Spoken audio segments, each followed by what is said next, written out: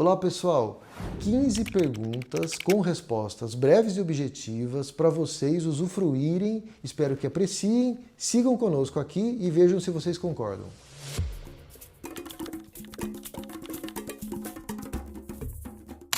Nem sempre. Visitar o imóvel, claro que é sempre um desejo do interessado em arrematar, mas isso nem sempre é viável ou é factível.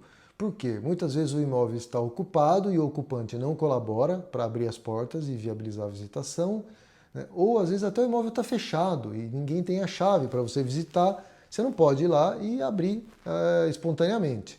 Então são circunstâncias que quem quer comprar imóvel em leilão deve levar em consideração, ou seja, nem sempre você conseguirá acesso ao imóvel. Em ambas as situações você pode arrematar, tanto na pessoa física como na pessoa jurídica, via de regra. Tem que ver qual é o sistema contábil, tributário que você adota, qual é o melhor para você, mas no geral, partindo do pressuposto que a maioria das pessoas que arrematam são aí investidores, pessoa física, existem, claro, investidores institucionais, pessoa jurídica, que já estão mais estruturados, mas para você, por exemplo, que está chegando agora no mundo dos leilões, e quer fazer a sua primeira, segunda arrematação, faz na pessoa física mesmo e depois, se isso se intensificar, você pensa em abrir uma empresa para tal finalidade. Nem sempre é cilada. E muitos imóveis vão ao leilão porque tem dívida. Então, os leilões judiciais, praticamente, eles acontecem, na sua maioria, porque o proprietário ou os proprietários do imóvel estão devendo. Então, os imóveis são penhorados. Então, existe uma dívida que dá ensejo a esse processo. Então, dívidas fazem parte da realidade dos leilões. Acontece que, às vezes, as dívidas atreladas ao imóvel, que essas que podem preocupar, às vezes essas dívidas podem eventualmente serem repassadas ao rematante. Podem, eu disse que vão ser. Né? Isso, em tese, pode vir a acontecer. Mas para isso você precisa sempre ler o edital, compreender a legislação, os artigos pertinentes, o artigo 908 do Código de Processo Civil, artigo 130 do Código Tributário, o tema 1134 do STJ, ler as decisões do juiz a respeito e aí compreender se a arrematação é segura ou se ela tem algum nível de risco ali, no sentido de que você precise pagar algo além do lance depois da arrematação. A adjudicação, em linhas gerais, é a transferência do imóvel penhorado para o credor. Então pensa assim, o credor entrou com um processo na justiça, ele está cobrando um crédito ali, o devedor não pagou, ele está cobrando. Ele descobriu que tem um imóvel de propriedade do devedor, ele penhora esse imóvel, chega numa etapa do processo que o juiz pergunta para ele, o credor, o que você quer fazer? Você quer leiloar o imóvel ou você quer adjudicar? Adjudicar é transferir para ele. Às vezes o credor fala o seguinte, olha, eu quero adjudicar, passa para mim esse imóvel, mas só pode ser pelo valor da avaliação. Ele não pode adjudicar, por exemplo, por 50%, 60%. Tem que ser pelo valor da avaliação. Então, se a dívida dele é 800 mil reais, né, o crédito que ele está cobrando é 800 mil reais, a dívida do devedor, né, 800 mil reais, e o imóvel vale 600 mil, ele pode adjudicar. Ele ainda continua credor de 200, da diferença 200 mil e ainda pega o imóvel para ele. Ele é autor credor, quero dizer.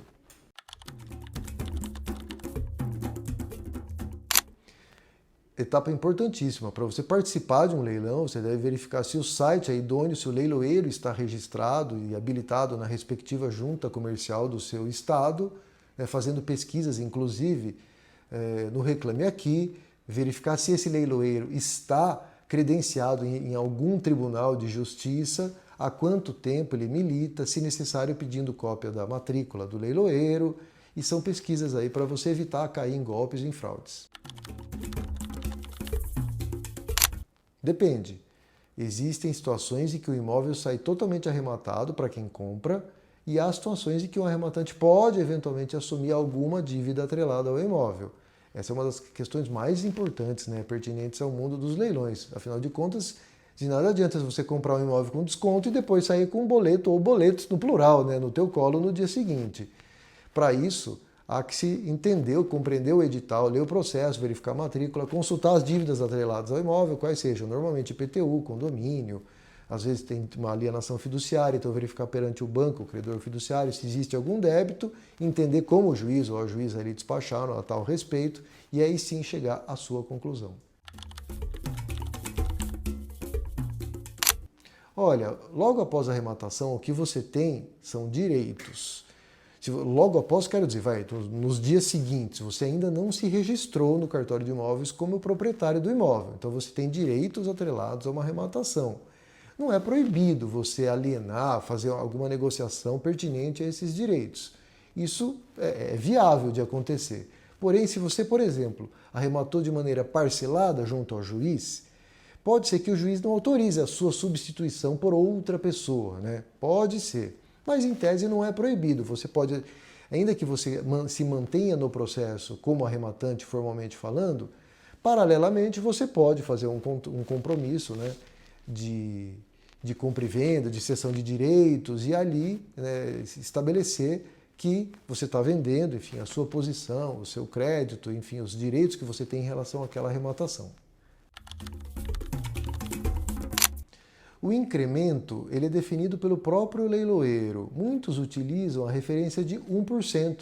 Então, por exemplo, se você tem um imóvel ali cujo lance mínimo está em R$200 mil, muitos leiloeiros acabam utilizando a referência de 1%, ou seja, R$2.000. Então, alguém dá um lance de 200 mil, a próxima pessoa, se quiser cobrir, tem que dar 202 mil e o outro 204 mil e assim por diante. É que se colocar um incremento muito baixo, por exemplo, leilão no imóvel, o lance mínimo é 200 mil, e você coloca um incremento de R$50, o leilão não acaba nunca, né? Fica lá eternamente, a pessoa dá 200.050, o outro dá 200 mil, R$100, sabe? Aí o leilão ele demora muito para terminar.